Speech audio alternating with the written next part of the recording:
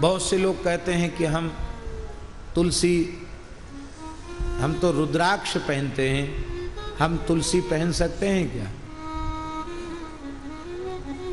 देखिए, अपनी अपनी दुराग्रह की बात तो हम नहीं कह सकते, लेकिन शास्त्र में तुलसी महात्म्य भी है, रुद्राक्ष महात्म्य भी है।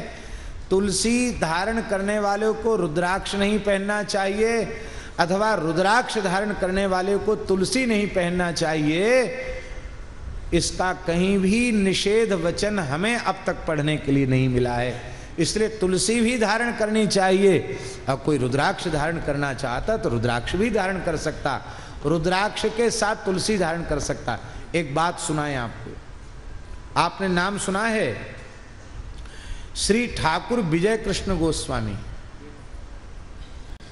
परम पूज्य श्री जटिया बाबा महाराज। अद्भुत चरित्र है उनका जीवन चरित्र प्रत्येक साधक को पढ़ना चाहिए। ऐसा जीवन चरित्र है जटिया बाबा का। उनके एक शिष्य हुए श्री कुलदानंद ब्रह्मचारी, जिन्होंने एक ग्रंथ लिखा जिसका नाम है सद्गुरु संग। एक एक दिन गुरुजी के निकट रहकर क्या अनुभव हुआ, एक एक दिन का उन्होंने लिखा है। विलक्षण है सद्गुरु संग, पढ़ने योग्य है। धन्य है कुलदानंद ब्रह्मचारी को जिन्होंने ऐसा अद्भुत लिखा। वो सद्गुरु संग साधकों के लिए अमृत संजीवनी के जैसा है। अपूर्व नाम निष्ठा, गुरु निष्ठा, सब कुछ उसमें है। बहुत अच्छा ग्रंथ है राम जी। तो श्री जटिया बाबा ठाकुर विजय कृष्ण गोस्वामी अद्वैताचार्य प्रभु के वंश में थे, वंशज थे। श्री चैतन्य महाप्रभु के अभिन्न परिकर श्री अद्वैताचार्य जी, जिनकी प्रार्थना पर महाप्रभु जी अवतरित हुए, उन अद्वैताचार्य जी के वंश में उनका जन्म हुआ था। और वे महान विरक्त संत थे, पूरा परिकर सिद्ध। तो महाराज जी जटिया बाबा विशाल जटाजूट धारण करते, कमंडलू हाथ में रखते, एक दंड भी रखते और काषाय वस्त्र धारण करते। और महाराज जी विचित्र बात ये थी, यज्ञोपवीत तो धारण करते ही थे, एक विचित्र बात ये थी कि वो तुलसी की माला के साथ रुद्राक्ष की माला भी पहनते। वो जमाना था अंग्रेजी शासन की बात, वो जमाना था जब सांप्रदायिक कट्टरता बहुत ज्यादा थी। तो प्रयाग कुंभ में बाबा पहुंचे तो तमाम लोगों ने, जो दुराग्रह वाले लोग थे, उन्होंने हल्ला मचाना शुरू किया।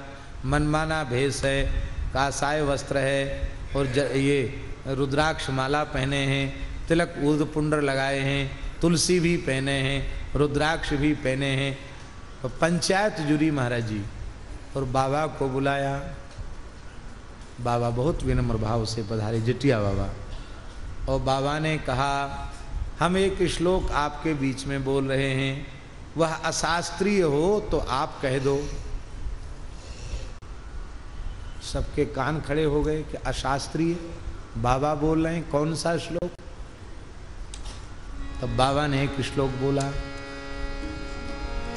बहुत प्रसिद्ध श्लोक है, आप लोगों में से बहुत से लोगों को याद होगा। भगवान व्यास की वाणी।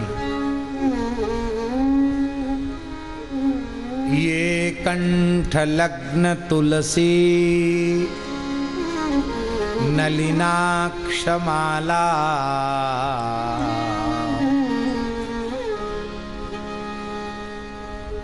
ये बाहुमूल परिचिन्हित शंख चक्र, ये वै ललाट पटले लसदूर्ध्व पुंड्रा।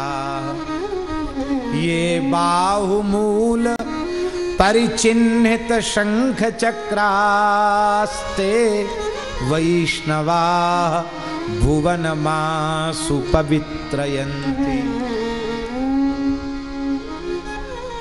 अब तुलसी माला के साथ वैष्णव स्वरूप में पद्म पुराण में, स्कंद पुराण में व्यास जी अक्षमाला का भी वर्णन कर रहे हैं। बोले नलिनाक्ष माला माने कमलाक्ष की माला, कमल गट्टे की माला। अरे वाली नलिन माला और अक्षमाला से कमलाक्ष का और रुद्राक्ष का दोनों का ग्रहण होता है।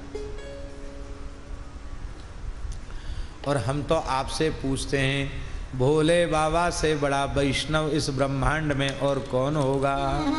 भागवत जी में लिखा, वैष्णवानाम यथा शंभु।